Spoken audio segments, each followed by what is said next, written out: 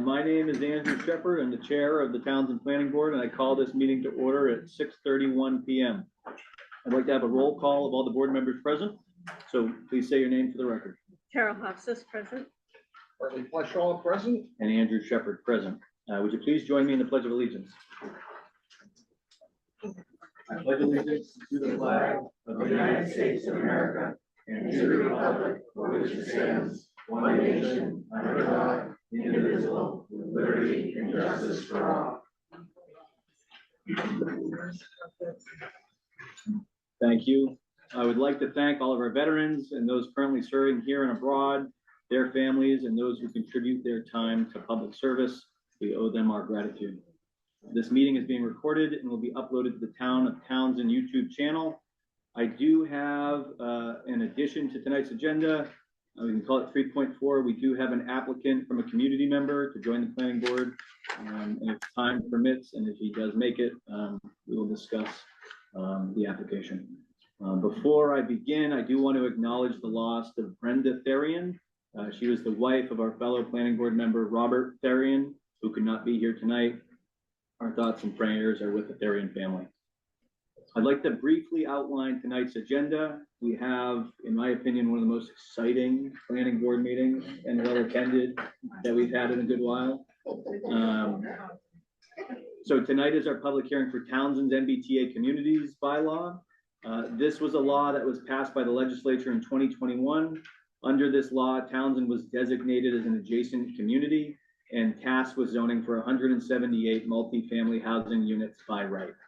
I do upfront, I want to be really clear that this is not regarding any area on Blood Road. There will be a public hearing next week for a citizen's petition that will be Monday, September 22nd. As you will learn during this public hearing, the design by this planning board for this MBTA Communities District is for market rate units. They're not affordable. They're not specifically affordable. We are proposing a somewhat innovative approach that Joe, our representative from the Montechusett Regional Planning Commission, will get into a little bit later. But it provides for multifamily, two-family, and single-family building by right. Tonight's discussion is specific to Articles 2 and 3 on the special town meeting docket, which will be this September 25th, which will be a Thursday. Okay, so I would like to officially, we've got 1 minute. We're going to wait 1 minute before we open the public hearing. While we do that, Carol and Hartley, have you had a chance to review the minutes from the last meeting? Yes, and I'm okay with the minutes. Okay. I don't have any comments. Okay. A motion to approve the meeting minutes from August 25th, 2025. I'll make a motion to approve the meeting minutes of August 25th, 2025. I second that motion. Second, all those in favor? Aye. All right, passes. All right, it's now 6:35. I would like to open the public hearing for the MBTA Communities Act Multifamily Overlay District.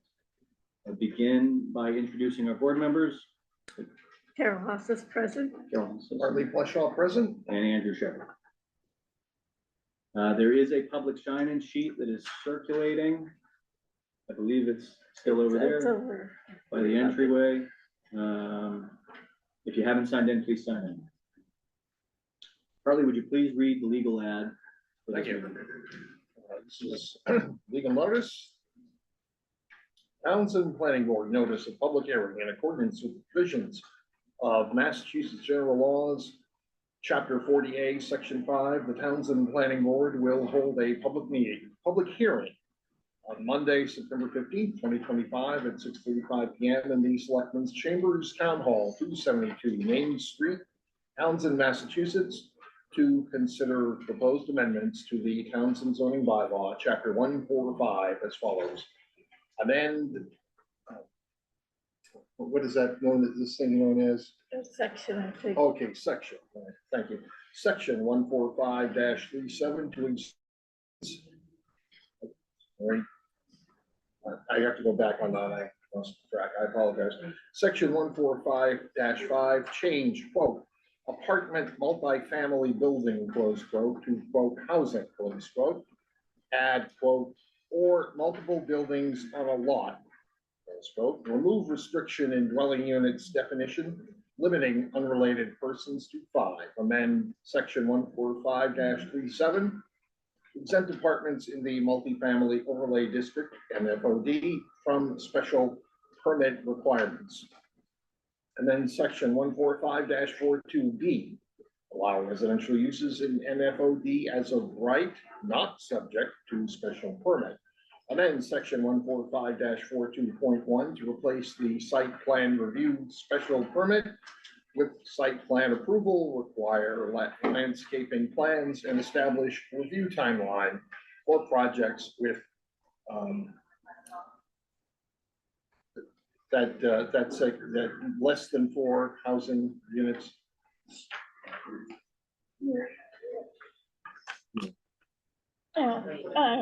Greater than 4. Okay, greater than 4 housing units. Avenue section 145-54.2, establish MFOD to allow multifamily housing as of right per NGL chapter 40A, section 3A. Under a separate warrant article, amend section 145-54.2 B1 C P F 8. Add single-family dwellings to MFOD uses allowed as of right. Amend the Townsend zoning map to include the multifamily overlay district. The complete text of the proposed amendments above is available for review in the land use office at Town Hall, address above, during normal business hours, or by emailing a request for digital copies to planning@townsendma.gov. Remote access is provided as a courtesy. Login credentials, join Zoom meeting ID 891-9603-6724, passcode 121589. You are invited to attend the public hearing and participate in the discussion. Any person wishing to be heard should appear on the date and the time and the place designated. Comments may be sent to the board at the above town hall address or via email as aforesaid prior to the date and time of the public hearing. Shepherd Chair published in the Boston Herald on Groton Herald on August 29th, 2025 and September 5th, 2025. Should I read the CC? I'm okay with, I don't Okay. to read the CC. Thank you, Hartley. Okay. Beth, would you please bring the overlay district zoning amendments? Sure. And then I guess I would have a question for Adam. Do we need to read, like Hartley read read each amendment and each bylaw, or can we have Joe go over them in summary? You can go over the summary or you read them. All right. Joe, would you be willing to talk about the proposed amendments and the bylaw and summary? I can speak. Okay. Sure. Let's see, so Beth's gonna be sharing it, but I guess for the public, this is Joe Boyle, representative from Montezuma Regional Planning Commission. He's been working with the planning board, I believe, since sometime in 2023. Yes, it's been about 2 years. I'm principal planner at the Montezuma Regional Planning Commission, and I've been working as the planning board's consultant in helping them give the response to the MBTA Communities Act. Excellent. So Joe, go ahead and just, give an overview of kind of what we've been doing, what we're focusing on, the nature of the bylaws. So the MBTA Communities Act requires Townsend to adopt a zoning district in which multifamily housing up to a density of 15 units per acre is allowed by right. 15 units per acre works out to, if you can picture a 2-family home on a 6,000 square foot lot, that's just about 15 units a acre. So the first action was to try to choose a location. The Townsend considered 3 locations, one of which is close to the town line in the outlying commercial district right along Route 13. A second was right along Route 13, also with a little frontage on Old City Road. A second was farther back on Old City Road, just having frontage on Old City. And the third was also on Route 13, up closer towards the town center in the vicinity of the water tank if you can picture that. Ultimately, the decision was made to go with the location down on Route 13 near the town line. Towns is required in each MBTA Communities Act community was assigned a number of units, which is responsible for zoning. The district that it adopts has to be big enough that at that density of 15 units an acre, you get to your unit number. And so here in Townsend, where it was 178, that works at 15 units an acre. That works out to right around 12 acres. So there's an approximately 12-acre district growing down here near the town line on Route 13. That location was chosen for a couple of reasons. First, that location was chosen because the other two basically were just found not to be particularly suitable. Having potentially 178 units whose only in and out access was off of Old City Road, a winding, narrow country road, that wouldn't have been the plan. Site conditions up by the water tower would really recommended against that location as well. All of the units, the overall district would have been 15 units an acre, but much of it up on the ledge wouldn't have really been buildable, so the units would have been all concentrated, and it would have been on that area down by the road, density significantly greater than 15 units an acre, and that wasn't considered desirable either. And so the vision instead was to adopt a zoning district in the back, meaning away from the frontage, in the back of your outlying commercial district here.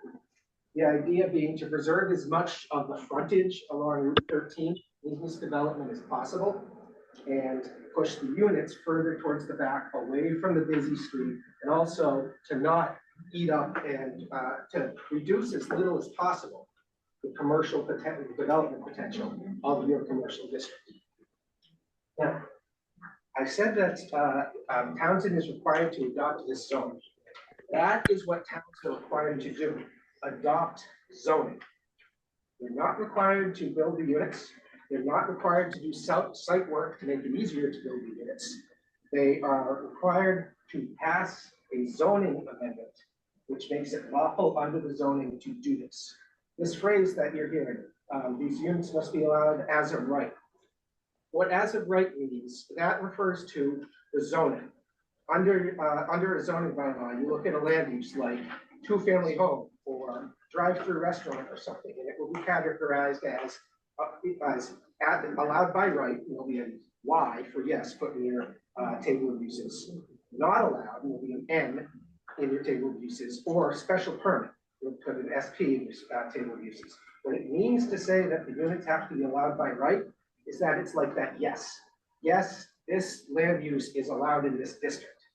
It doesn't override the other regulations in your zoning, such as dimensional setbacks or other zoning conditions, and it doesn't override non-zoning bylaws, such as wetlands laws, the state septic, the sanitary law, which affects septic sort. So if the zoning, the district is zoned to allow 178 units, but if other features related to wetlands and septic or other regulations reduce that, the possible build out to less than that, that's not a problem for Townsend.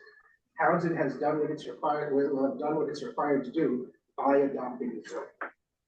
So the zoning approach that we worked out for this district was, yes, to allow by right multifamily housing at a density of 15 units an acre. Now, in a big, wide open piece of land like this, with zoning allowing multifamily housing, what might be built is a multifamily campus. Okay, multiple apartment buildings that are together built in a you see an apartment complex. It was the board's desire not to push developers towards that, but rather to give them a second ramp for how to develop this property, which would be just as easy, just as convenient for them and be attractive to develop the property with smaller scale house, with a mix of single family homes, two-family homes, and small multifamilies. That would be a more desirable vision than just having it be one big multifamily campus. So in addition to adopting zoning which legalizes multifamily on on that side at that density, sets a big lot size that you have already in your residential zoning districts. There's a second element in here which allows for a small lot down to 6,000 square foot lot, two or single family homes. One reason that we think that that might be attractive for developers to build that way instead of going for the big multi is that there isn't sewer here. So that we think that the lack of sewer capacity is likely to restrict the development potential of the property. It's easier to build and on septic if you're not building very large apartment buildings. It's easier to build a septic system for a single family home or for a two-family home. So if the only thing that was allowed to be done on this property was a big multifamily development, then that might provide enough of an incentive for the developer to bring the sewer up to the property. However, if they can develop the property without doing that, by building on septic and building smaller, then maybe they don't bother with bringing up the sewer and they go with the second off ramp instead. There's no sewer. No, it would have to come up from Pittsburgh. And yeah, it would, yes, and it would be a big, And who's paying for that? the developer. If any developer wanted to do that, they would have to do the work themselves. So we'll get to a point for public comment shortly. We'll go through Joe's presentation. We'll hear mandatory referrals from different boards. And then This is what I mean when I say that the lack of sewer is likely to be to put a cap on the actual likely development potential of this site. If there isn't municipal sewer here, there's only so many units to get there going to be able to get there. And bringing up municipal sewer from wherever it is in Pittsburgh would be a big, expensive project. A big, expensive project which might be worth it if he's building a great, big, multifamily development. But if a developer has an option of going in a different direction that doesn't require that expense, that's why we put in the second off ramp. Now, the reason there are two warrant articles, the MBTA Communities Act zoning is on a warrant article, which is going to be up for a vote for a simple majority vote. That's because there was a bill passed by the state legislature, which exempts certain zoning amendments, which are done to authorize multifamily housing from the normal 2/3 majority requirement, and instead makes it simple majority requirement. But like I said, that exception is for amendments that make the construction of apartments and multifamily housing easier, not single family housing. So in order to adopt the single family part of this, it's gonna, those small lots, as it's written in the first warrant article, only two-family houses are allowed on those small lots. The second article is to allow the option of single families being built on those small lots as well. Okay, I think that's an overview of the vision and how the district and bylaw were created.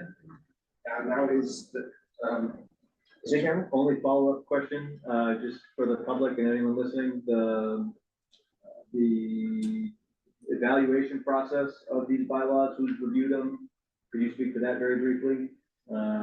Like Okay. PHOLC and. Oh, okay, yes, and all right, so I've been, working for the planning board in the development of this and gone through multiple, versions, to their satisfaction.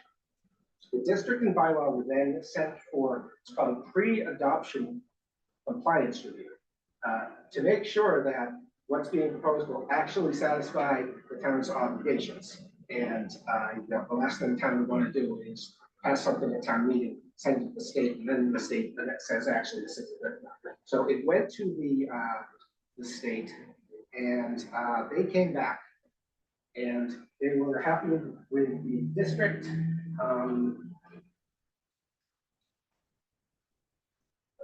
What were they not happy with?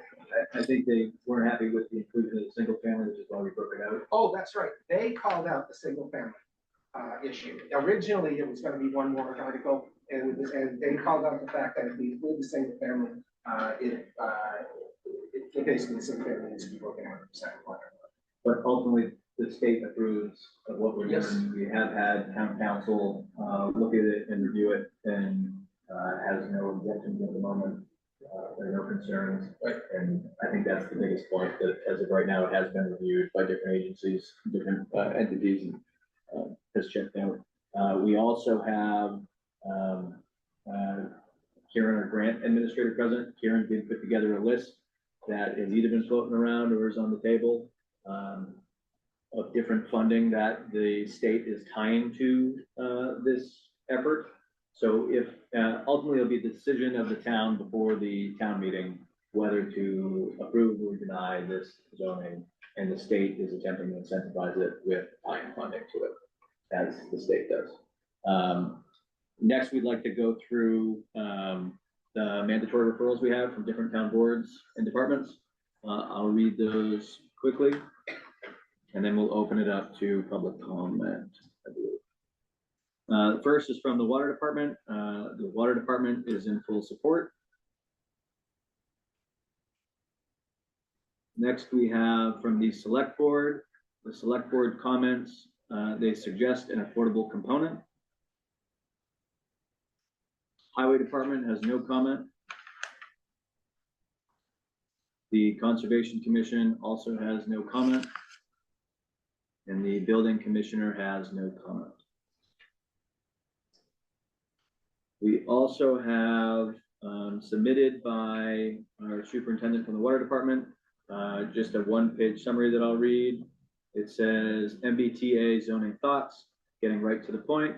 There are a lot of half-truths and lack of understanding going around, so cutting through the clutter. 1, there are no plans to build anything. You just need to put the zoning overlay on paper. Can you put 5 or 6 home subdivisions in instead? Yes, it doesn't say you can't. 2, why would a builder build anything? For profit. If there's no profit, there's no building. 3, who regulates the project if you plan to build? A, the water department, if there is town water in the area, or Mass DEP if it is a well. A well servicing 15 service connections or 25 people are regulated by Mass DEP, not the town. DEP requires a 400-foot radius around the well, which is 6.5 acres, in which any development, restricting any development. B, the Board of Health, who approves septic systems, or if it is a larger project, Mass DEP, who would approve a sewage treatment plant. C, the Planning Board, a project of this size would require large stormwater protection and retention ponds. You cannot dump water off the property. Example, Hannaford's retention pond. D, the Conservation Commission. There are wetlands, so there are conservation restrictions. E, the Building Department. Every building must meet codes and zoning setbacks. F, National Heritage, various natural habitat protections for endangered species. And then 4, after all this research and before permitting, the contractor will think if it is cost effective or not. The answer, good luck. That was from the water department. And I believe, let's see, we have not received any written correspondence from butters or concerned citizens. And now, unless the board has any comments, I would like to open it up to public questions or comments. Anything from Hartley or Carol? No. Yeah, I think it was. Okay, so Yes. I just realized there was one important point that I did. In addition to the state level reviews of septic and fire and whatnot, there will also be town reviews of this project under the site plan approval section of your zoning. I had mentioned earlier is that multifamily housing has to be allowed by right. That means that you cannot require a special permit in which they apply to the board and the board has the option of saying, no, we don't think this is the right location to have this land use. However, by right zoning also allows for site plan approval. Site plan approval is a type of review in which the planning board is not allowed to say, no, this is not the right location to put a multi-family apartment in. However, they have fairly extensive authority over the layout of the site, access to the site, layout, architectural design, landscaping, things like that are commonly reviewed under site plan approval. Multi-family zoning projects in this district would be going through site plan approval before the plan. Okay, I'd like to open it up to public comment or questions. If anyone has any. So to summarize this, we have no choice. We are required by the state to change our zoning laws. Summarizing it first. Technically, we do have a choice at town meeting, and we can choose to not approve it. And then what happens? But to the nature, I think, of your question, the tying of the funding would mean that the state would remove some amount of potential future funding. So So they also remove the requirements they put, is that funded? I can't. Yeah, so for the grant funding, so I help you guys with the grants, any past grants the town's already received are past grants, they've been done. Any forward looking grants after January 1st, 2026, no longer eligible.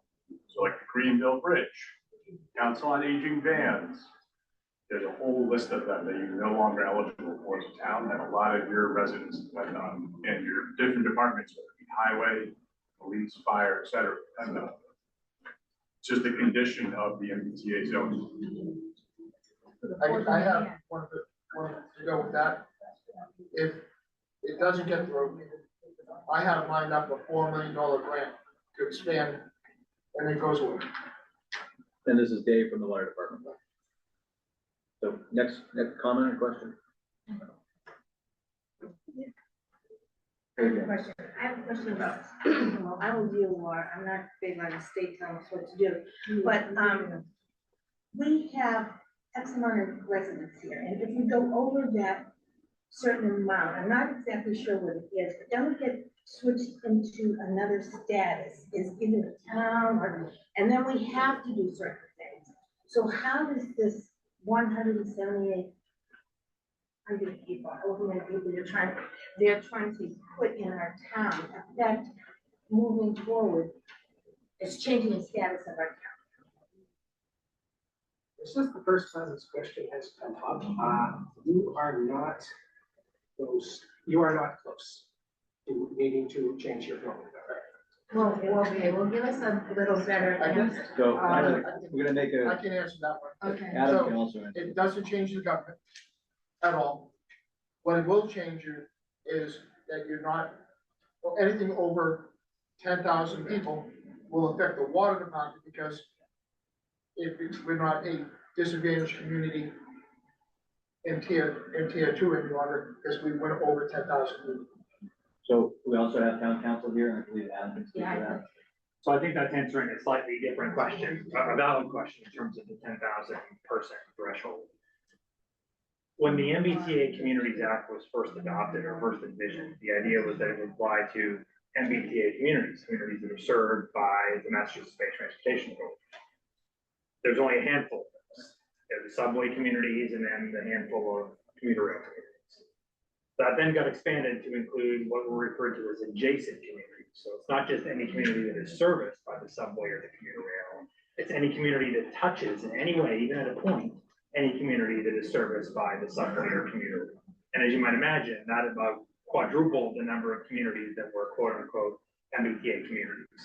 So for purposes of determining what bucket you fell into in terms of, number one, when you had to comply with the act, how long you had, some communities had to comply 2 years. Number two, how many units you have to create in your community. They base that on the size of your community. And so fortunately for all of you, Townsend fell into the community known as small adjacent communities. That's that bucket. And so as a small adjacent community, you were not required and are not required to comply with the law until the end of calendar year 2025. There were some communities that were required to comply with the law back in 2022. Unfortunately, you had quite a bit longer. But there's no concern. They've already determined, it's in the legislation, the number of units that you have to create. You heard that number 178, was it? Yes. So that's the number you have to create in your community. You have to create zoning to allow that number of units. You don't have to create the units themselves. And that number's not going to change. And was that the question, whether if the Townsend might get bumped up to the higher level of MBTA community? No, higher level of. Like town government? As city. Right. I'm going from a town to a city. Right, now, I know of towns that are still open town meeting towns that are licenses. There is nothing in the MBTA communities law that requires you to change your form of government from a town to a city. There are towns in Massachusetts that are larger than some cities, and there are cities that are smaller than some towns. It's just a form of government. There are also towns that have adopted a city form of government that still go by the name of town but function like a city. The Wild Wild West. I think I saw Dave's hand first. Yeah, I just have a question. These units, once built, are they rental units or are they owner occupied properties? Are they for sale or are they just, rentals? That will depend on what the developer chooses. The zoning is not allowed to make any distinction between a rental unit and an ownership unit. So, this much housing at these dimensional requirements is allowed to be built there. It is up to the developer to decide, does he want to build apartments, does he want to build houses, does he want to build condos? That question, it will be entirely up to the developer. Hi, Sandra Moore. I have a question. Hold on one moment, we'll get to you next. Hi, this is gonna change the face of Townsend greatly, this whole thing.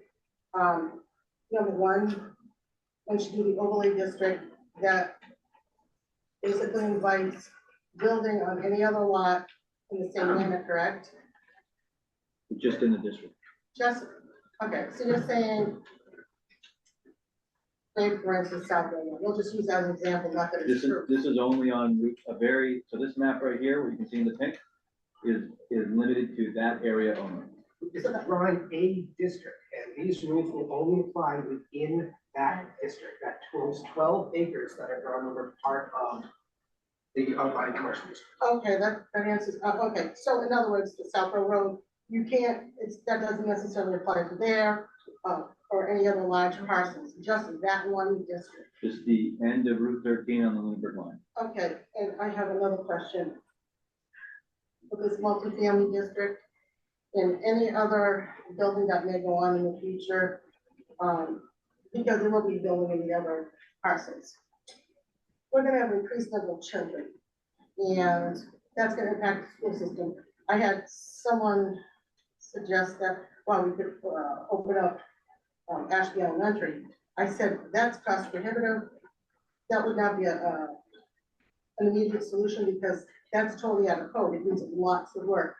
So we're gonna have, I don't know what the ratios are now. I wanted to have that information for tonight or for town meeting. I don't have that information, what the school ratios are. And I suspect with the cuts and stuff that have been made in the not immediate past, that the numbers are up there for teacher-student ratios as it is. So that's a big concern of mine. Also, I guess I have another question. Now, it's come to my attention, Pine Ridge, I don't know if that's been investigated or not.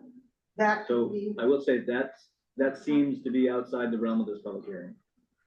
We're not that's gonna be discussing, the MBTA zoning. not That could not be, whether that was considered earlier on as a potential district. It was not, and this is the proposed district. so that's not even considered, could not even be considered. So in terms of the consideration process, there was a number of locations that were considered throughout the town. There was a number of interdepartmental meetings that went on with different districts as well. I can't speak specifically to the interdepartmental, if that came up or not, but you can't, I'll defer to Joe, you can't pick a lot that's already been built. Yes, Chelmsford did it. Zoning upon zoning, they did a zoning Okay. change. Not a problem. So let's defer to Joe Okay. as a regional plan. Some communities have run their MBTA communities districts partly or completely over areas which have already been built for a redevelopment district. That the Ashburn, for example, is looking at a district that's right in their downtown, in Ashburnham Village Center. It's over residential uses and DPW. That's not the direction that Townsend went in. Well, that's too bad because the Pine Ridge owner is ready to soon to build another building to replace the one that burned down. So that would have been a perfect place. People walk to town center. And that would have been a perfect location. And I don't know Yeah, why. I'm here. I'm here on the phone, by the way, the Pine Ridge owner. I know we had you next on the questions. I'm Do you sorry. have any, well, this was your time, so do you have any other thoughts or questions? Just I think if you start to change zoning, it's a slippery slope for all the other parcels. You're gonna have really a lot of houses. We're gonna be a mini city. That's not what people who move to Townsend want, really. They love the small town charm. And you're looking to change the total face of it. And I don't think that's right. I know a lot of people agree with me. Maybe no one here is speaking out about that, but I've talked to numerous people. Sure. You know, and it's not something that we want to see change. And you can make the houses look really pretty, which is great, but the sheer number that are coming down the line, it's gonna destroy our town and how we view our town. People who grew up and also the affordable housing, how does that all play into all this too? So, well, before we transition to ZAD, Joe, would you mind speaking to how we went through affordability? And Karen, I think you may also have comments on that as well. So, this bylaw does not include any affordability requirements. Communities, MBTA communities are allowed to require up to 10% of the units be affordable. Townsend and Ashby, who I was also working with, are because of some regulatory confusion, are not in a position where they're able to do that. Basically, the MBTA Communities Act allows you to require up to 10% of the units to meet an affordability condition. The affordability condition that Townsend would have to meet is based on the incomes of the Boston, Cambridge metropolitan area. If that's affordability question, Right. well, guess what? None of us can afford that. Right, you're allowed to require your affordability to 10% of the units have to be affordable at 80% of that median income. Now, communities like Townsend are subject to the 40B Act. They have what's called the subsidized housing inventory. They're supposed to get up to 10%. That level of affordability would not qualify as an affordable unit for Townsend subsidized housing inventory. Townsend's, those have to be at 80% of a lower, using a lower level. So the affordable units that you could potentially require 10% of them would not actually count as affordable units for your town. So the planning board made the decision not to include an affordability element. So Karen, do you have anything specific to add? Not really, other than for the Affordable Housing Trust side, they had no comment for this. It was just the MBTA Communities Act. That was it. So specifically, the planning board, when we discussed affordability, we chose not to include any affordability requirements in this one. So we had another question online I'd like to go to. Ziad? Yes, thank you. My name is Ziad Ramadan. I am the owner of Pine Ridge Estates condominium. In 2019, I had a building burned down on me, made up of 36 bedrooms. I went to you, the planning board, and I got approval to replace it with another 36 bedroom unit.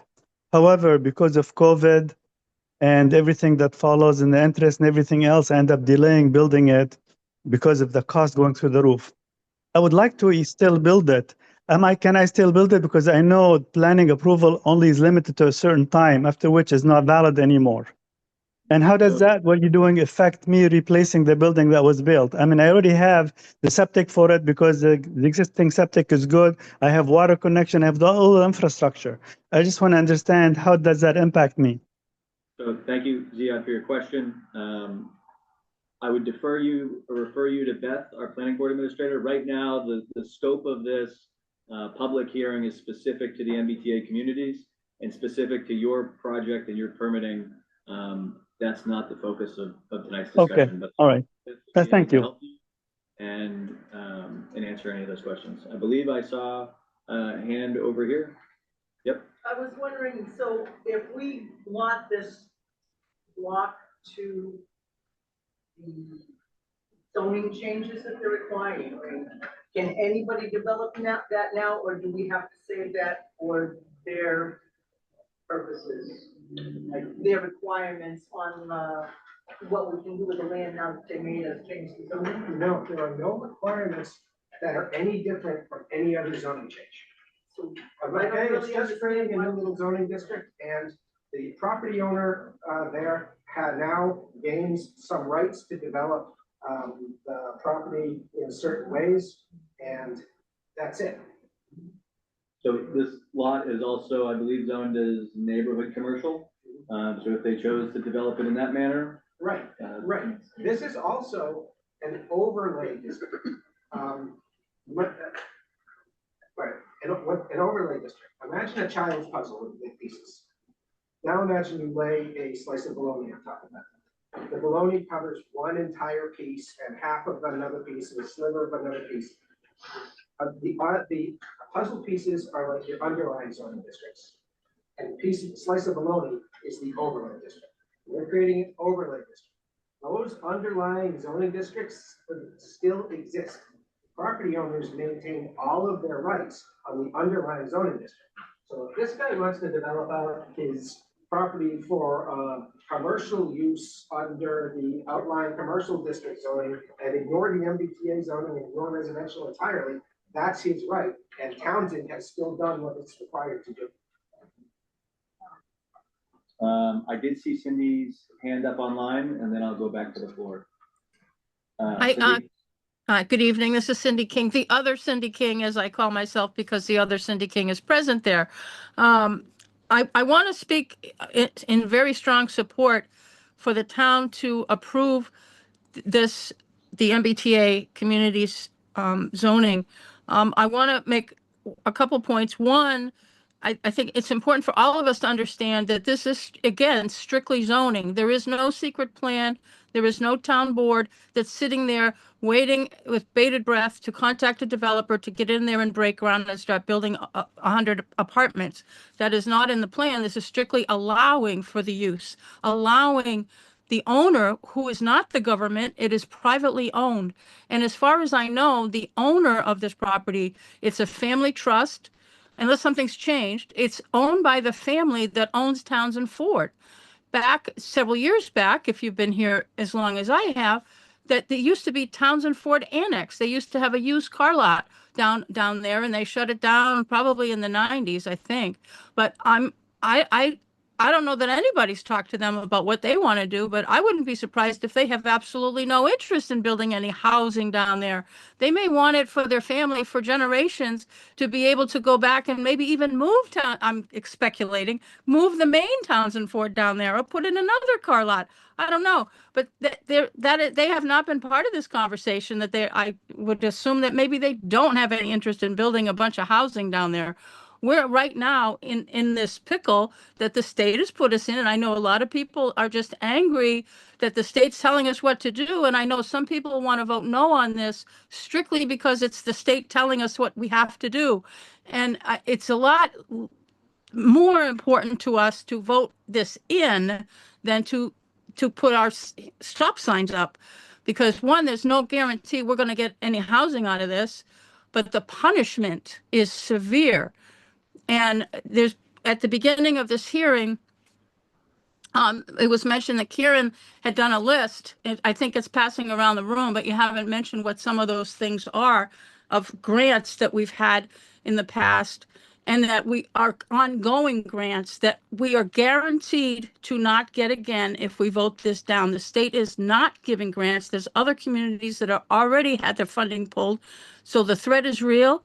It's not just a wild threat, it's real.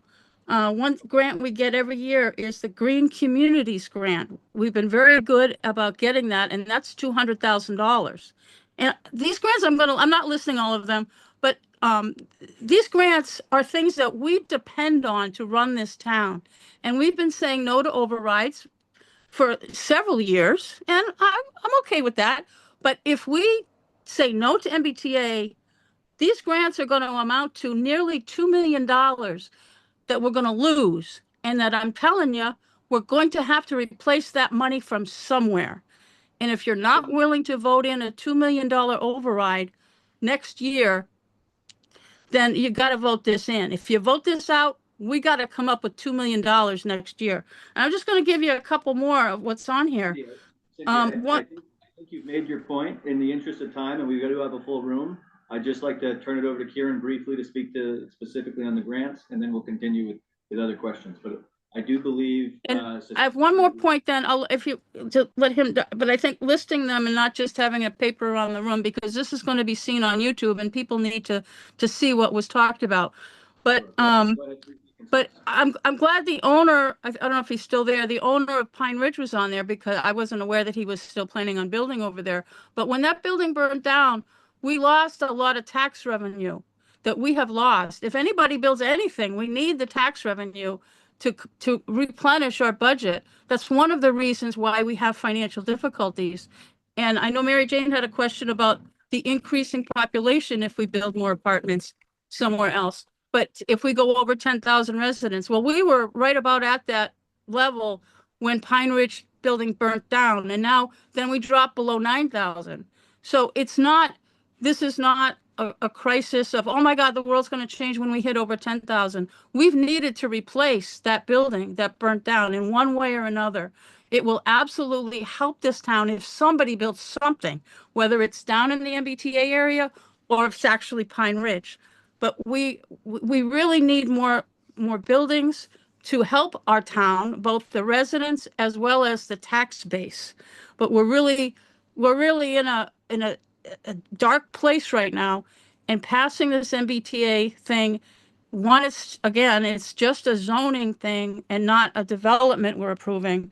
And just having this on the books will continue to have the money flowing in from the state. Thank you. Thank you, Cindy. Briefly, Kieran, I know you earlier mentioned some of the grants. Would you just mind hitting a high level of some of those grants? Yeah, so for instance, if anyone's gone by Kids Country, have you been through there recently? It's a beautiful new playground that's designed and accessible for all people. Whether you're in a wheelchair, you've got bad ankles like I do, or you're my dad and you're 8 years old, and you can bring your grandkids in. That type of playground and that funding opportunity gets undermined without passing the MBTA compliance. And by undermine, that means you compare us to Tingsboro versus Townsend. Townsend's MBTA compliant, and Tingsboro's MBTA compliant, and Townsend isn't. Townsend gets an advantage in the rating. Same with the sidewalks that were done down by the South Harbor light there that are ADA compliant that improve the accessibility for the rail trail. Things like that matter to the town, and we can't afford to pay the folks that are working to do some of that work because we have a really constrained budget. So it's just an opportunity that past the MBTA compliance, nothing really changes other than the MRPC gentleman's point. It's just an overlay. There's no eminent, domain or any, housing plan. It's just an overlay. They still have a lot of hurdles to go through, or even a house or shovels in the ground. Thank you, Karen. So I saw a lot of hands over here, but I am only really looking this direction. So I just want to take a moment. Have I missed any hands over here? Commercial residential. What is on for? Yeah, right now it is currently commercial. I believe it's called Outlying commercial. Well, we know I knew it was the old Ford dealership. I bought a car from there then. Yeah. So Familiar with the area. the answer to your question is both. It will be zoned for both commercial and residential. We'll have an underlying commercial district and an overlying residential district, and the property owner will have the right to develop it under both one or both sets. I really hope that if this gets built out, that the property owner takes advantage of that and does a mixed use development with a There's combination only of. 12 acres, correct? And we're minimized, you had to build on 3 acres? No, 2 to 3 acres, everything will build. In the new district, the lot sizes in the new district are smaller than.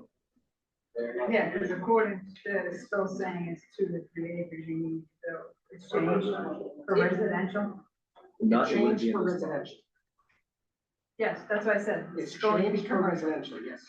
There are, if the new overlay zoning, the new overlay district gives the property owner the right to construct residential, multi-family, two-family, and as a single family, on lots of the dimensions that are described in the amendments. Okay? If, That's a now, loophole. That's a good for loophole. multi-family housing, That's a for good those zone. residential uses. Those new dimensions do not apply to other uses. So if you wanted to build a car lot, or you wanted to build a shopping mall, or an industrial use or something, We can do that. the dimensional requirements of both the underlying commercial district would apply to it. It's only if he builds the residential uses described in the MFOD zoning that those new dimensional requirements apply. I'd like to come back to you and then I'll go back over here. So I believe, Mrs. King, I saw your hand up. Thank you. Well, I'm aware of the housing crisis and the affordability aspects, and I know the governor of the great state of Massachusetts has put us in this spot with the executive order for MBTA and MBTA adjacent communities to change the zoning law to the multi-housing family overlay or building. Sorry if I don't have the wording right. But we as a town get to vote on it. However, I'm just venting, and I don't know, well, maybe other people have the same viewpoint, but I personally do not find this to be very democratic. In our town meetings, we get to have a voice and majority rules or the simple majority, but how democratic is it really be told that this is a law and you have to vote for it? To be forced to vote yes, and to be told that if there's a consensus of a no vote, that there will be negative consequences. So I personally find that an oxymoron, that you do this, this happens, if you don't do it, this happens. I've done some research, the town of Vacant, there was an issue, I think they're in court over it because they voted no. And I know that one of the negative consequences, besides the funding, it opens up to 40B, am I correct? And 40R housing, if it's not compliant. I think that's what they've got. So you're subject to 40B and 40R anyway. So 40R is a municipally driven program, so nobody comes in and sort of forces a 40R upon you. The municipality, the select board initially have to support a 40R rezoning, so that's not a risk. 40B is a risk. If you're under that 10% threshold on the subsidized housing inventory that Joe had referenced earlier, and Townsend's under 10%, you're subject to Chapter 40B development, whether you adopt this or not. This is apples and oranges. I see. So, 40B, can you again refresh my memory? If we're under the stock, we're at like 4.3, and we're supposed to be 10%. So I'm sorry, I just don't quite grasp how we're gonna get to the 10. We're not trying to. We're not trying to. Okay, I just wanted to make sure I had that straight in my mind before I go any further. So this 12-acre parcel that's related onto the Lunenburg Road, and that's gonna be It's on with 13. 13. So that is going to be on the town meeting as floor as well, up for a vote. Yeah, September 25th, I believe, will be Thursday. September 25th will be the special town meeting. Okay. And I that just will, wanted to make sure I had all my ducks in a row, so I kind of had my own mind. Because all this is confusing for me, so I just wanted to make sure I had it straight in my own mind. The other thing is too, the part of the MBTA goals are to have more housing closer to the places. This is part of the law that I was reading, that we go every day, such as shops, jobs, schools, restaurants, etc. and to have better access to work, services, and other destinations by increasing mobility and utilization of public transit. Right now, I understand the MART is, you can get it by direct phoning as needed basis. So is that gonna satisfy our requirement for public transit? Okay, the town does not have a requirement for public transport. Those are the goals and vision that they hoped that writing their housing zoning law would help to promote. But in terms of what Townsend has to do, we don't have a public transit permit. We Right. just need to adopt zoning. I see. So as far as town planning, I do know, and it's gonna be, I'm not gonna directly reference the hearing that's next week, but I do know there are things in the works too that do address more housing needs. So as far as knowing that there are more things in the works, so I'm just speaking that there are things in the works currently. And just to drive home, once again, this zoning amendment will have no effect on any other part of the town except that district. Everything that's, all of the language of the amendments only apply will be that district. If you wish it to, if somebody wanted to apply those somewhere else to other parcels in town, it would require a whole new warrant article to amend your zoning map to draw the overlay somewhere else, and that would have to pass a town meeting. I guess that's the roundabout question I was getting at, the roundabout way. So thank you for answering that question. All right, thank you. I think the next hand I saw was Kim. Thank you, Andrew. So in this district, with the pictures that you showed, so you showed the one on the corner of Main and West County.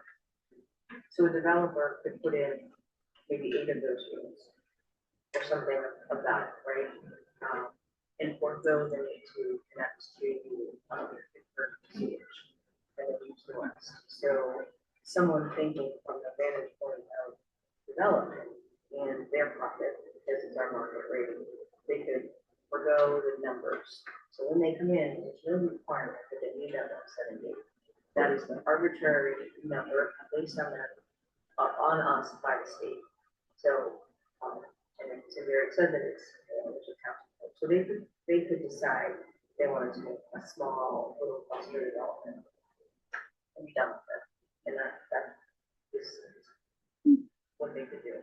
Or they could do something that is a mixed use with shops, restaurants on the bottom, and some housing on the top. 40 units and be done with it. Because the cost for 170 units at that site is pretty prohibitive.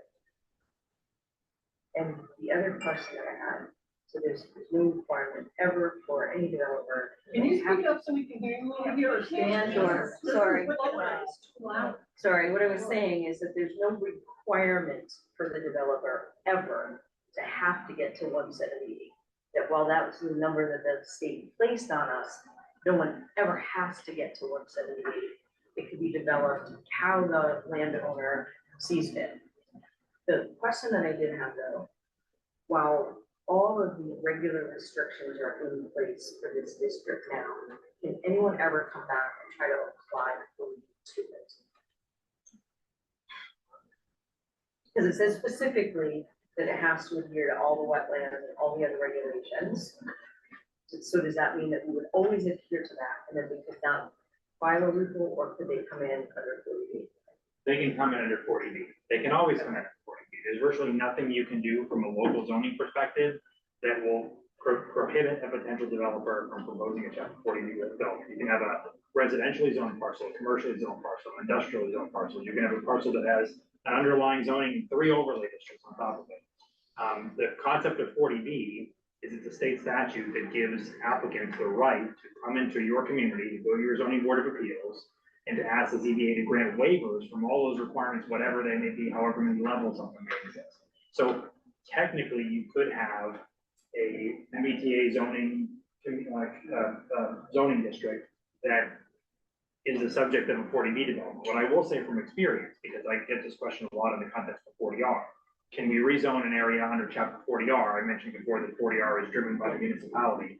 Can we rezone an area under 40R? And does that ensure us, guarantee us that we won't get a 40B? Well, again, the answer is no. However, what I've seen in practice is that when you allow the sort of greater densities that are typically associated with 40R, and you give a developer a choice to go the straightforward 40R as of right way, which is what you're allowing in your MFOD as of right, or go the much more difficult 40B way, where they have to go to the ZBA, they have to see waivers and exceptions. If the board is reluctant to grant them, you have to appeal to the Housing Appeals Committee, they have to litigate the case for a year or 2 or 3. They would much rather go the by right way, even if it means a slightly lesser density. But to your point, sometimes there are issues of wetlands, Title V, that they can't get around in the context like this, which would force them in the direction of 40B. So it's not an absolute shield, but it is a disincentive to go to 40B. Thank you. This amendment would change nothing about how easy it would be to do a 40B. The whole point of 40B is that they can be more in the local zone. So what we do in the local zoning, adopting this or not adopting this, doesn't really matter. 40B is about the zone. So, yeah, do you see your hand up? I don't know if it's a question or about the sound. I want to say that those of us who are seated over here, Sure. the blower is too loud and we really are at a disadvantage and Sure. can't hear a lot of what's being said on the other side of the room. Can the blower be turned off or can there be a microphone here? If you get to the point where you can't hear anything again, just feel free to shout it out. Okay, thank you. That should be a little bit. Wow. Already. I'd like to go, the last hand I saw, I think, was the gentleman on the end, and then I think I saw some other hands back over here. What are, some environmental effects from this area if you were to do it? Any building and stuff? I know it's a lot of wooded area over there. Sure. So I think from the perspective of the planning board, we've only been looking at it from the more narrow lens of selecting a lot that's somewhat reasonable. And as to what the developer would choose or how he would deal with that, that would be subject to whichever developer. But I don't know if Joe has any comments. One point I'd bring up in response to that is one of the reasons that this site was considered appealing compared to the other 2 sites is that it is already marked for development. It's zoned for your outline commercial development. It was drawn to a certain depth to allow a certain size of development there. The town's vision has been that this will get built out as a commercial district. So it's, as opposed to the other 2 sites, which are wooded areas in residential, in a rural residential zoning district in which even on build out, there is going to be a lot of woods left. That's not what you currently have this area zoned for. So what you have this area zoned for is for a big district-wide build out. And so putting the multifamily overlay district over there is putting it in a place that was already slated for development, not a place that the town had wanted to keep wooded. Does that answer your question? Back to this side of the room. Any other hands, any other questions? Anyone behind me? So there is water there, correct? I don't believe there's water yet. There is not. So we'd have to pipe that in. Oh, you cannot pipe it in. Would it have to go well? Yes, Because I know up, let me give you the full answer. thank you. So there's 250 feet of elevation you have to overcome. And a mile of water. So you have to have, somebody would have to pay $500,000 for a pumping station and pipe the water up the hill. As it currently sits now, or use 6.5 acres of the land to put a well in, because the town has zero control over a well after 25 people. Yes, because I know, because up Hill was gonna do that with the commercial, the condominiums, and thank God they didn't, because we were on well, and that would have affected our well. So that's interesting. Yeah, Thank so you. there's a lot more to it, All right. and there's a lot of state regulations you have to go by. I guarantee you, that piece of land would not even come half of what the housing that could possibly be there. because there's too much wetlands, there's too much water, there's So there's problems with wetlands water. there as well. There's wetlands in there. I guarantee there's wetlands in there. And so there's a lot of other stuff going on. There's never gonna be 178 houses, no matter how hard you tried in that. There's just not enough land to meet all the regulations. Alright, And on, I've just been through this with the building for the treatment plant and the well. There's so many regulations and so many permits from the state you have to go through. It's unbelievable. And I know the whole process. we put 2 buildings up on in our property at work, and it took us 5 years to even get a shovel in the ground. Correct, that's what it about takes. And just for the grants that we got from the state, what the town got, so far, we've gotten over $13 million in grants for that building. And we're still getting them to come in, so it's a huge Process. Okay, another question. So where does this leave the 2 parcels on Blood Road and South Row Road at? So as of right now, what I tried to say earlier, so I mean, right now, this is not the focus of that. And next Monday, I believe, is a public hearing on a citizen petition that is coming to the planning board. So tune in next Monday. Exactly. Sure. May I address that? It does nothing to them. It will have this, these zoning amendments, these 2 warrant articles will have no effect whatsoever anywhere except this little zone on Route 13 near the town line. So we'd have to go through the same process to allow developments in those other 2 areas. To rezone, to do this there, you would have to do the same process to apply this district. But this will satisfy the state's requirement. Correct, it will. Yes. For MBTA. For MBTA housing. Yes. For MBTA. Correct. This has nothing to do with the formula. Completely different topic. So is the unaffordable housing issue entirely different lots of land and overlays than this one? So on top of this, the state's requiring us to make other affordable housing? Well, not as BTA, but there's the existing 40B law, which already applies to the town and has already for a long time applied to the town. Adam, would you like to comment briefly on? That's right. I mean, so the town has been under a statutory edict for decades now that requires you and every other one of the 350 cities and towns to meet this 10% threshold. And there are a number of other thresholds that would also apply that could potentially be off ramps to avoid the 10% rule. But you've got to meet these affordability targets that the state has created for you. And they've existed for many, many years. So you hear the references to 40B so often because 40B is a mechanism that developers use to create affordable housing in communities that wouldn't otherwise allow them to build at the sorts of densities that they deem to be profitable. It serves a dual purpose. It's profitable for them as developers, but it's also supposed to be beneficial for you as a community because it creates affordable housing, bringing you closer to the target that the state has set for you. So 40B requires a minimum 25% affordability.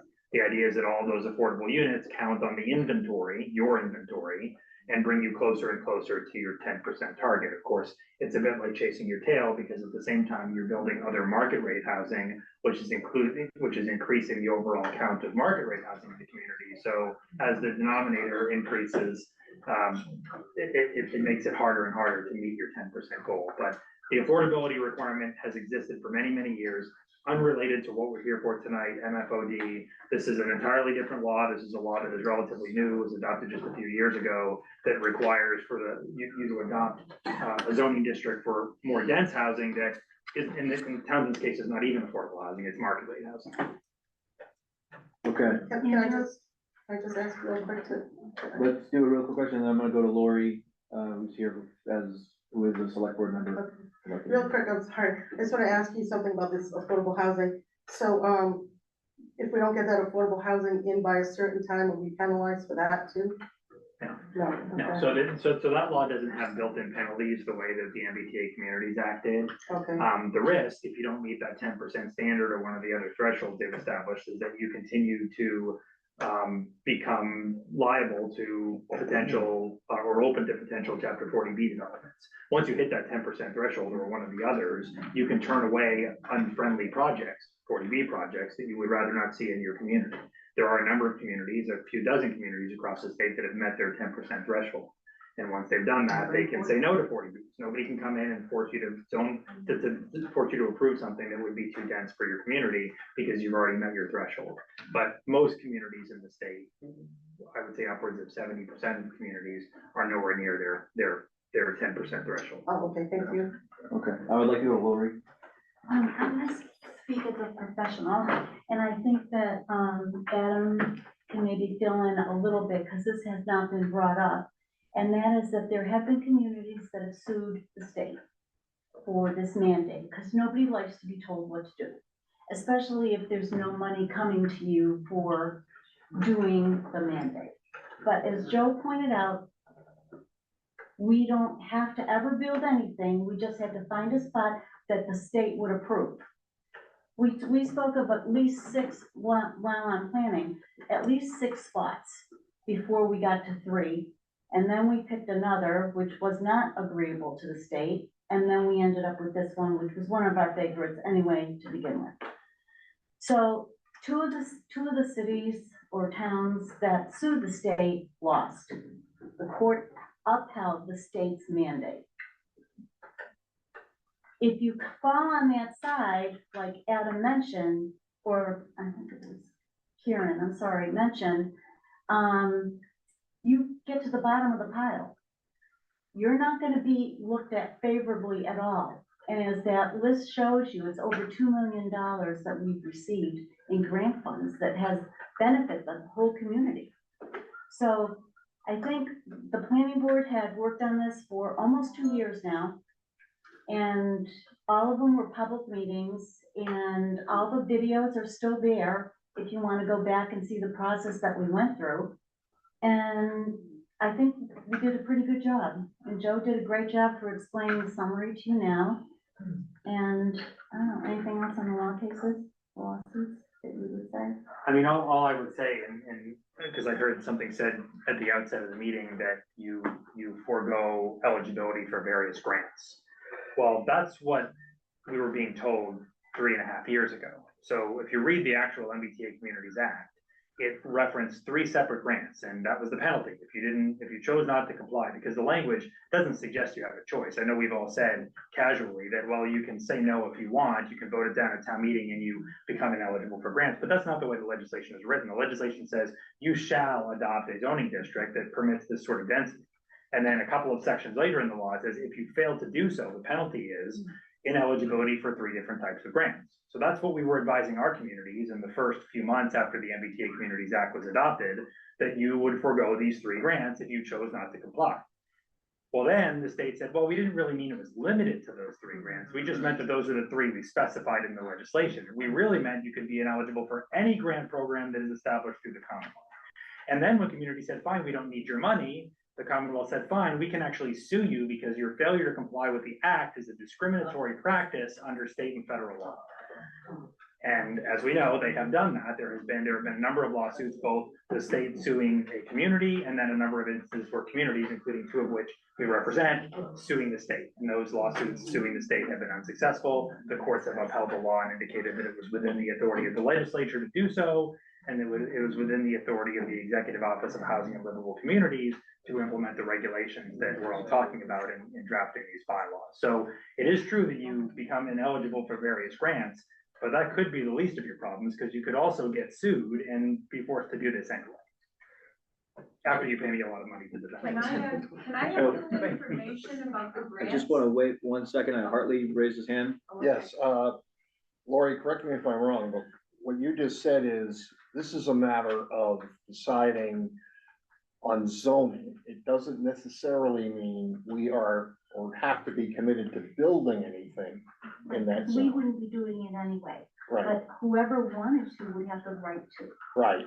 rights, but it doesn't necessarily mean that if we comply with the MBTA on this, that we're gonna have to build something on there within a particular period of time. No. Okay, and then if we should decide, if collectively the town decides it's okay to build something on there, that would be, for us to decide what kind of building. It wouldn't be the state that would tell us exactly what to The build. state's not gonna tell you, a developer's gonna come before you Okay. for a permit. Okay, great, thank you. Okay. Yeah, it doesn't just affect grants that the town gets. I spent a lot of time in Fitchburg, and on behalf of a nonprofit, I wrote a grant to mass development underutilized properties. And when you fill out those grants from the state, even if you're a nonprofit, there are questions in there about whether the city or town that the money would go to has met their requirements for all of this. So it's people, nonprofits in the towns have to answer these questions too. So it's a whammy on everybody. Sure, thank you. It's a no-win situation. It's got a ripple, It's a no-win it's got situation. like tentacles. So I know this, on this note, which is quite the rosy note, I know we've been dwindling down with a number of questions. Are there any other questions or new topics that haven't been brought up this evening? None? Okay, anybody online that we haven't looked at yet? I'm not seeing any. So with that, I would like a motion to close the public hearing. I make a motion to close the public hearing. It's 7:48. At 7:48, any seconds? Second. All those in favor? Aye. The ayes have it. Public hearings are closed. Let's see. So thank you all for coming. Be happy to have you guys next Monday if you're interested, or any upcoming planning board meeting. We have lots of fun. So we'll wait a moment for everybody to filter out of the room. Nice meeting you. Thank you. Thanks for coming. How are you?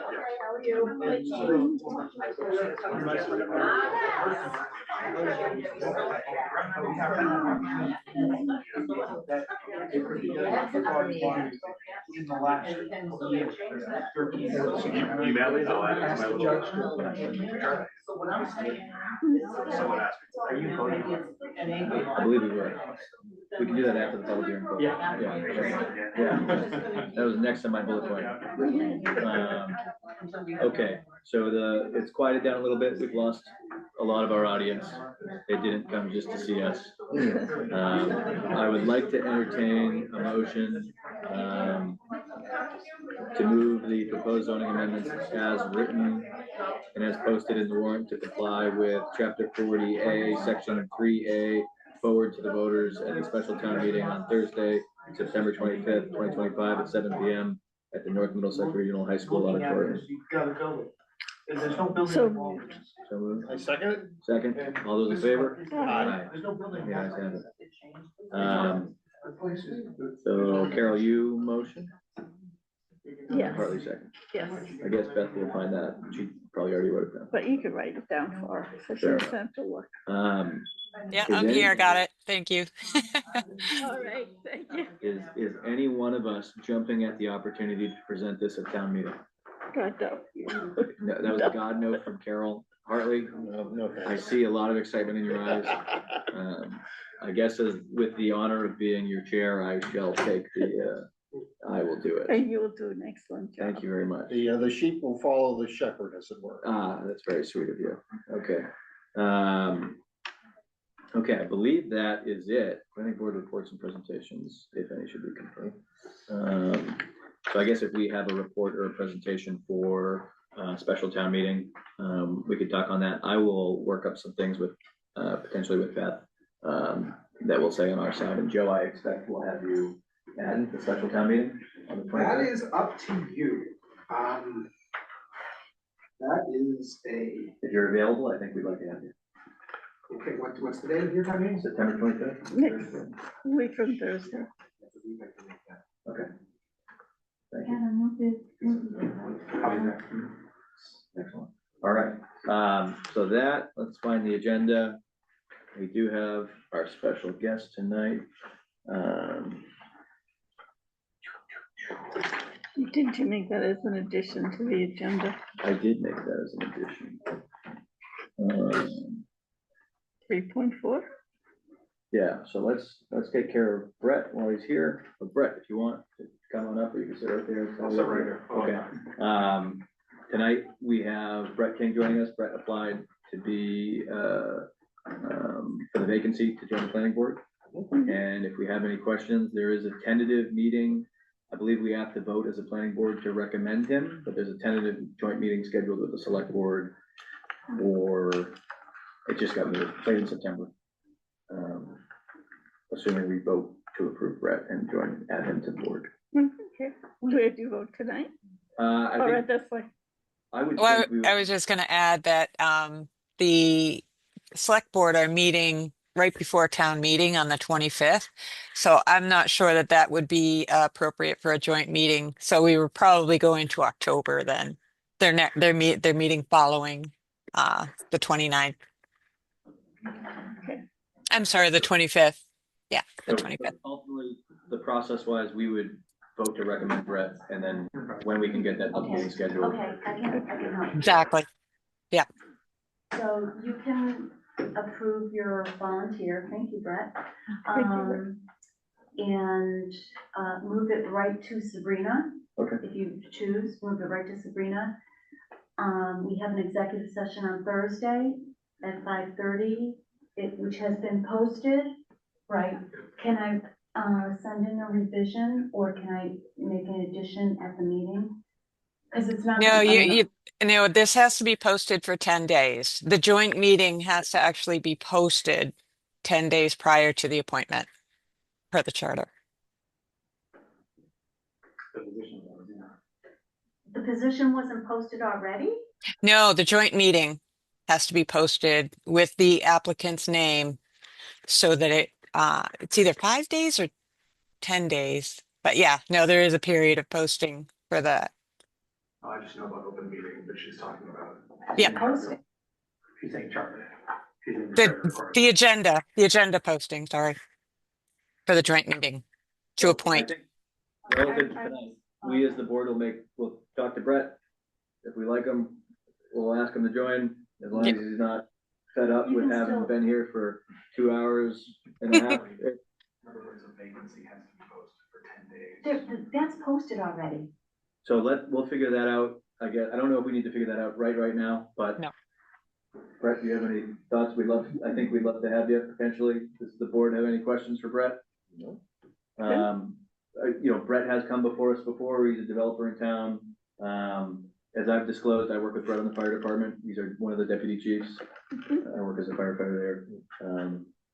Any thoughts, any comments, Brett? No, we do still have a couple ongoing projects. We understand we have to, I have to recuse myself from anything that I have going on in town, which is not a problem. Okay. Any comments or thoughts from the board? Oh, welcome. Well, we hope, we'll see. Sure. If you want. I can't promise that all the meetings will be as exciting as this one. Sure. So I guess I would like to entertain a motion to recommend Brett for the appointment of the vacant position on the planning board.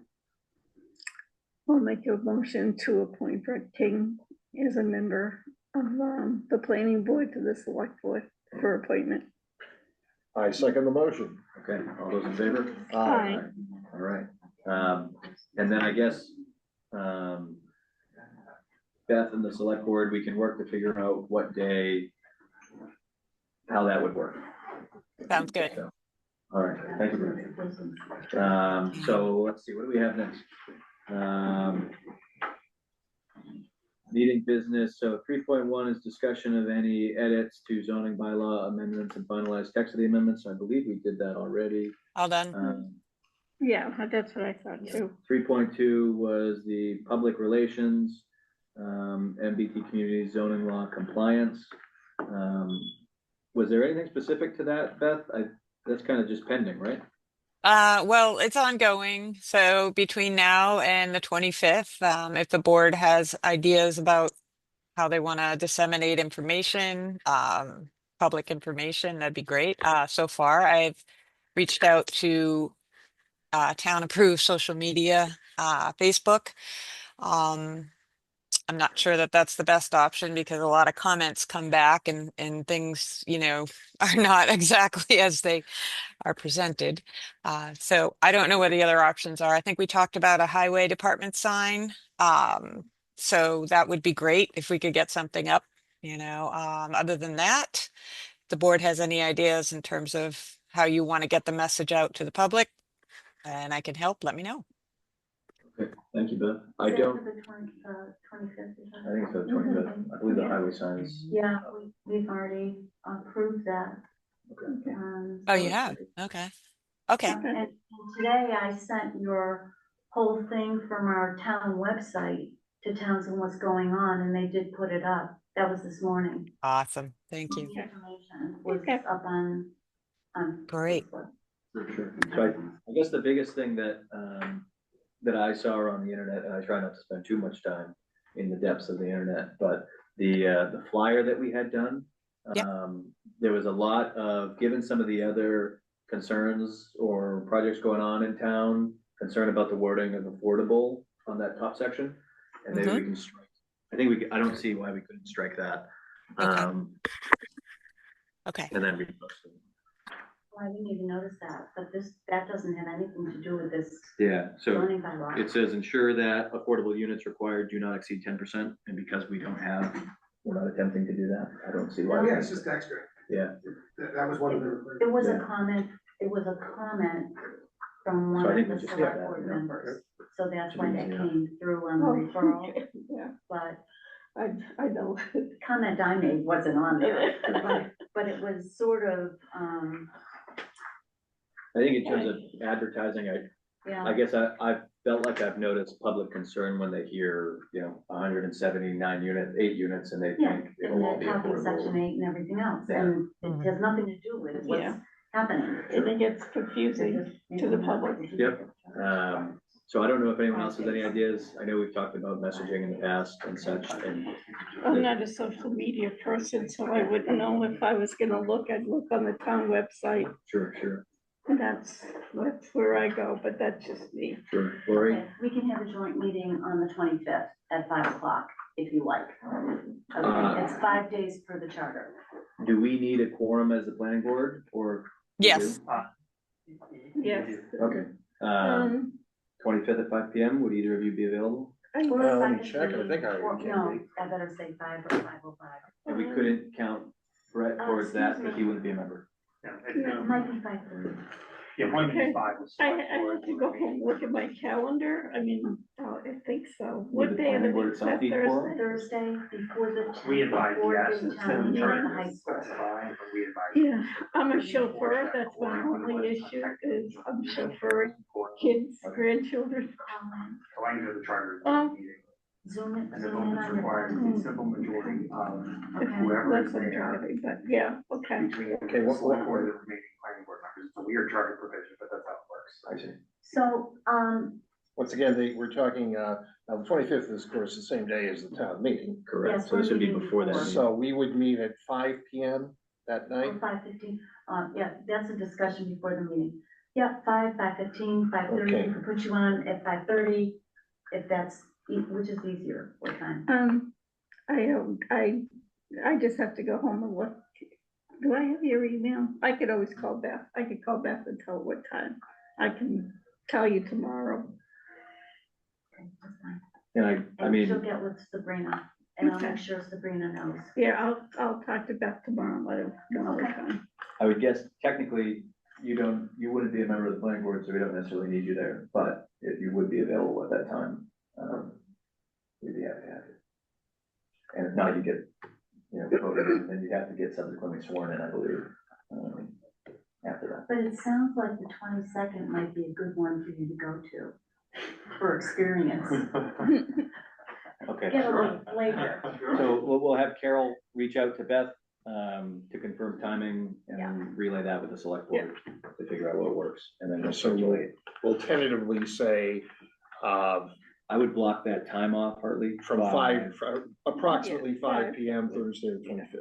And then pending on Carol's availability, and we're not sure about Robert either, but pending our availability, I think. And if it were to be held at that day and time, would it be held in this room?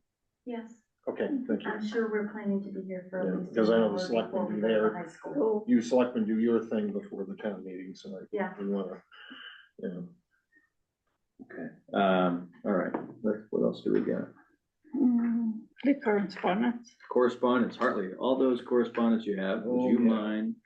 Okay, let me, first of all, Beth gave me this, notification for the edits approved by the board to add in the energy committee goals. We need it needs our signatures on this, so we can talk about that after the meeting. Is that okay? Yeah. Yeah, okay. Okay, Yeah, great. that's fine. Okay, I have here, now I also have here a thing for board vacancies. One of those vacancies has just been filled. So. Not yet, but yeah. Okay, so I still should read this, Beth? Until it's filled, I mean, you can, it's not Okay. necessary. It's up to you. Oh, well, you know, I thought one of the positions was just filled right now, but. Oh, no, it's not filled until he's appointed by the joint meeting of the planning board and the select board. So that's Okay, one more so step. It's okay for me to go ahead and read this, okay. Public notice of vacancy in accordance with section 5-5 of the town charter requiring a 10-day posting. The following vacancy is posted. Planning board has one vacancy for a full member until the annual town election of April 27th, 2026. The planning board is responsible for hearing and approving subdivisions, site plan review, approval not required, A&R lots, and applications under the Scenic Roads Act. The board also serves as the Stormwater Authority, oversees updating the town's master plan, and makes decisions and recommendations required by the town's zoning bylaws and the State Zoning Act regarding zoning amendments and rezoning petitions. Interested parties are invited to submit a volunteer response form to the office of the town clerk at clerk@townsendma.gov or the town administrator's office, select board at townsendma.gov. And I also have a second page here with regard to that. I'll go ahead and read this as well. Public notice, notice of vacancy, Townsend Zoning Board of Appeals pursuant to MGL Chapter 40A, Section 12. The Zoning Board of Appeals hereby announces the following, oh, this is the Zoning Board of Appeals, okay, my apologies. Following openings on the board. 1, full member, term effective from appointment after 7/1/25 to June 30th, 2030. Chapter 145 zoning, section 145-63 zoning board of appeals. A, establishment. There shall be a zoning board of appeals consisting of 5 members and 3 associate members appointed by the Board of Selectmen as provided in Massachusetts General Laws, Chapter 40A, Section 12, and the Town Charter. B, powers. The zoning board of appeals shall have the following powers. 1, to hear and decide appeals in accordance with section 145-64 appeals. 2, to hear and decide applications for section 145-65 special permits and comprehensive permits upon which the Board of Appeals is empowered to act. 3, to hear and decide petitions for variances as set forth in section 145-66 variances. If interested, please submit a volunteer response form to the town clerk or Board of Selectmen in person or online via the town website at Volunteer Opportunities, townsendma.gov. The online volunteer response form can be found at www.townsendma.gov by navigating to the Jobs and Volunteering page. We welcome adults age 18 and older from all backgrounds to join this dynamic and exciting board. Training is available. We encourage everyone to apply. So that takes care of the board vacancies. Now the legal notices. First one, Town of Townsend Conservation Commission, 272 Main Street, Townsend, Massachusetts, 1469. Legal notice pursuant to the Massachusetts Wetlands Protection Act and the Townsend Wetlands Bylaw, the Townsend Conservation Commission will hold a public hearing on Wednesday, September 24th, 2025 at approximately 7:30 p.m. The hearing will be held virtually via Zoom meeting at, and gives the address for the Zoom meeting. I assume I don't have to read all that. I'd keep it as general as you can. Okay. Meeting ID 8240-626-9811, passcode 031728. I'd even think, Hartley, we don't have to read that. Oh, don't read that either. Okay, Talent Access 1301-715-8592. Find your local number at one of those other website addresses. And in person at Town Hall on a notice of intent, NOI, filed with the Conservation Commission as TWB 2025-006 by Kenneth Tully. The property is located at 0 Adams Road, map 27, parcel 33, lot 0. The proposed project is for the construction of a single-family dwelling, deck, walkway, driveway, retaining wall, and subsurface sewage system within a 100 foot, is that it? 100, I can't read that too well. What does that say, 100? 100-foot. 100 foot, okay, thank you. 100-foot wetland buffer. Parties wishing, thank you for all your help on this tonight. Oh, that's I appreciate okay. it. Parties wishing to speak in support of or opposition to this application may do so at the meeting or in writing prior to the meeting. Copies of this application are available for review at Town Hall during business hours. Colby Streeter, agent, Townsend Conservation Commission. Planning Board, legal notice. Townsend Planning Board, notice of public hearing pursuant to Massachusetts General Laws, Chapter 440. Try to skip those types of things. Okay. I don't know if we necessarily need the specific chapter section or. Okay, zones. okay, I just, that's fine with me. And go for the general. See if the, okay, I'll get to the meat of it, I hope. Yep. On citizen petition, to amend the town's zoning bylaw to see if the town will vote to amend section 145-26 residential districts. Append text at the end of section 145-26B14, notwithstanding any provision of this bylaw to the contrary, an apartment/multifamily building as defined by section 145-5 is prohibited on the following parcels: Assessor's Map 10, parcel 52, Blood Road, and Assessor's Map 10, parcel 70, West Elm Street. Amend section 145-47, open space multifamily development, OSMD.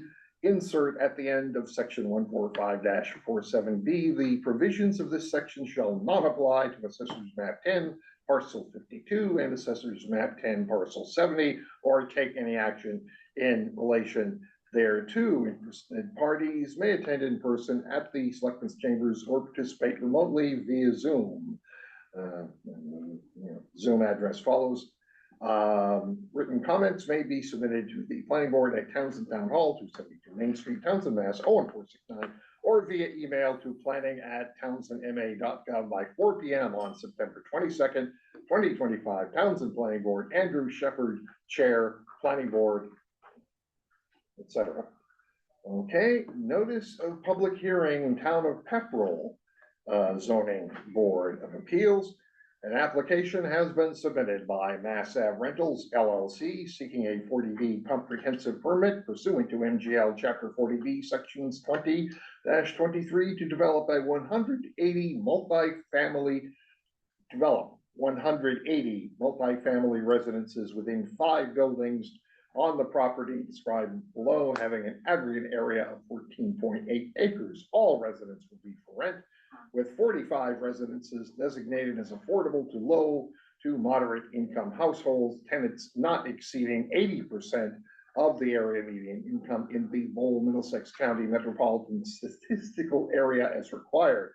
The subject properties are located at 59 Layton Street, 59A Lowell Road and 41A Lowell Road in the suburban residential district on the southern side of Layton Street and Lowell Road within Pepperell, Massachusetts, as shown on Assessor's Map 29, parcels 158-1 and 187-0, and Assessor's Map 31, parcel 18-0. All three parcels are owned by Mass Ave Rentals LLC and further described in a deed recorded at the Middlesex South District Registry of Deeds in Book 79535, pages 152-155.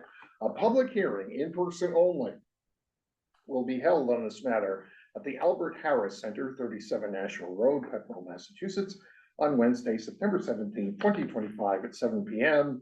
The comprehensive permit application is available for review at the town clerk's office at the Pepperell Town Hall at 1 Main Street, Pepperell, Massachusetts, or via our online permitting system, OpenGov,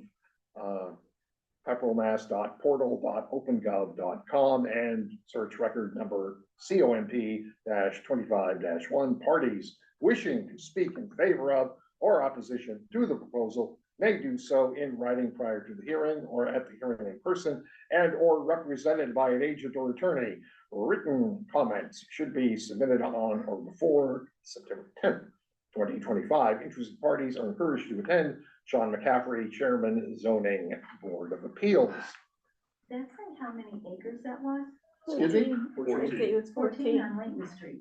It's behind the VFW. Oh, Okay. and they're not MBTA. That's, Pepperell is not. this is not a. 40R. Wow, and they're gonna be rentals. Okay. Well, I think the That's- presumption is they're rentals because it's Mass Ave Rentals. I don't know. Yeah, well, yeah, I was presuming by the name. Interesting. All right, Harley. Okay. Town of Groton, notice of decision, special permit PB 2025-16, site plan review, PB 2025-15, Office of the Planning Board.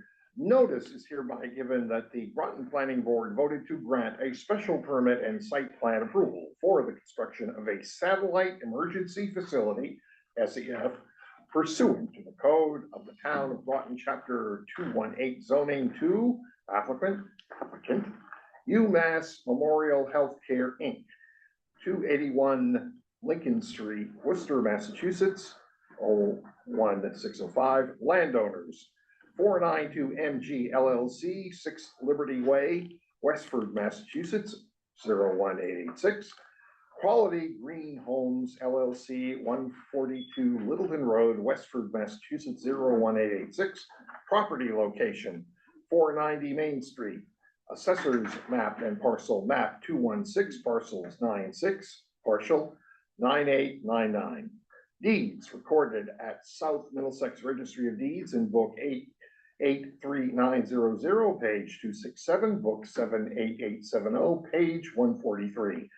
The decision of said board is on file in the office of the town clerk, Town Hall, Groton, Massachusetts, certified this day, 29th day of August, 2025.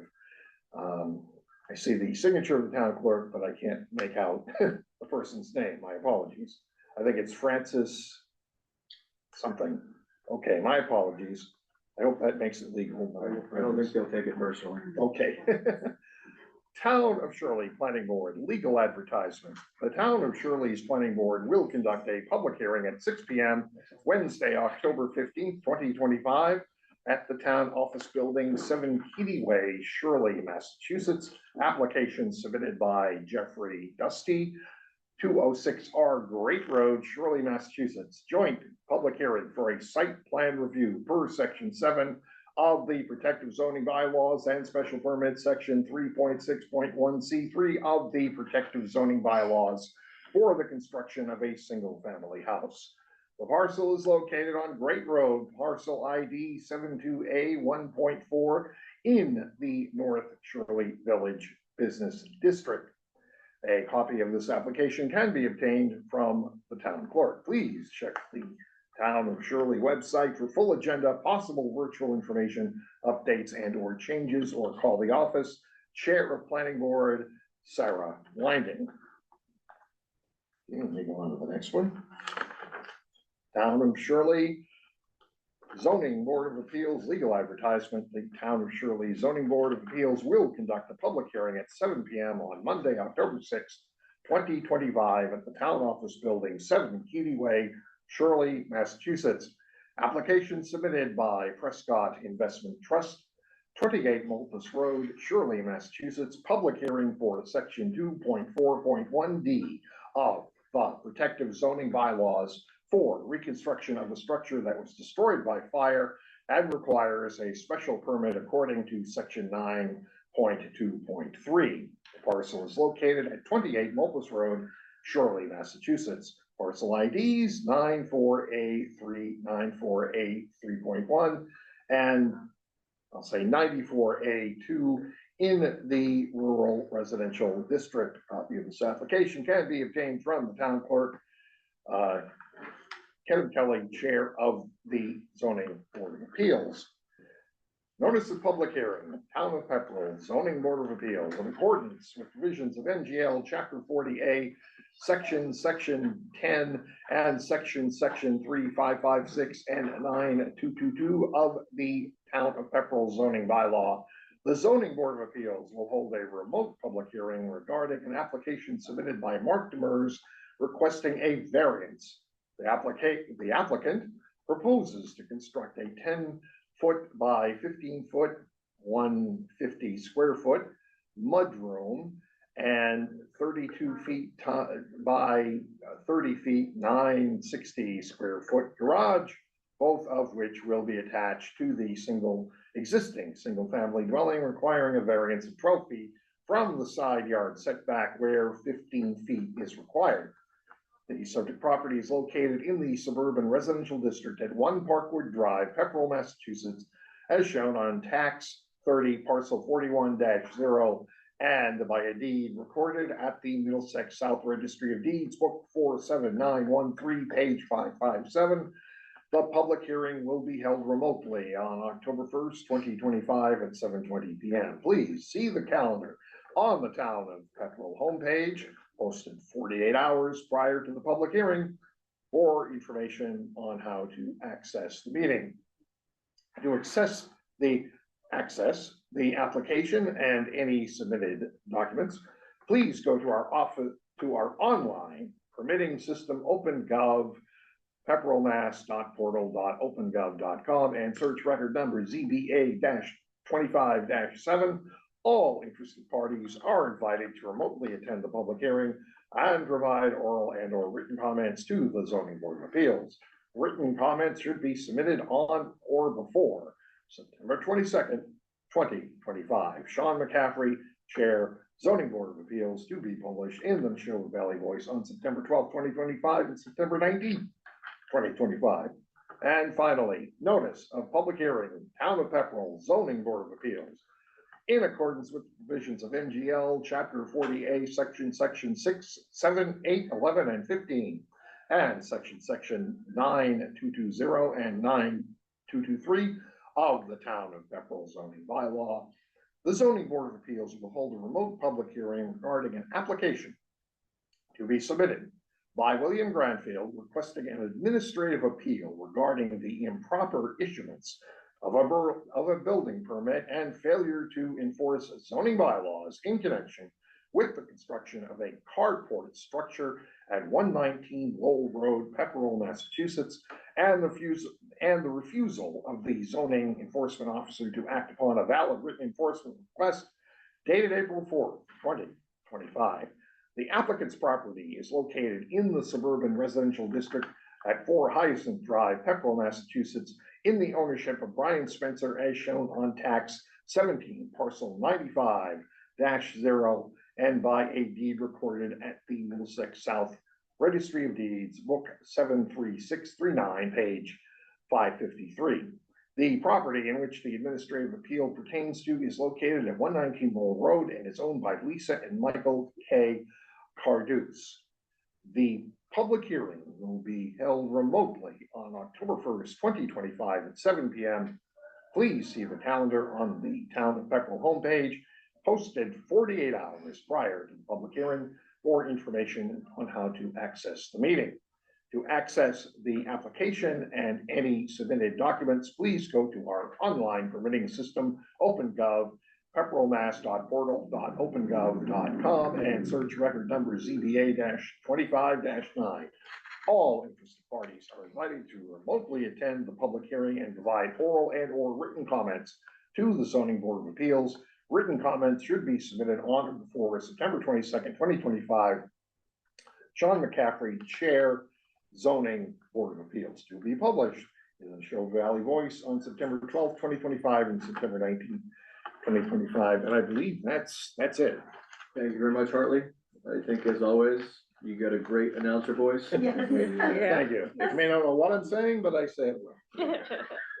That's all right.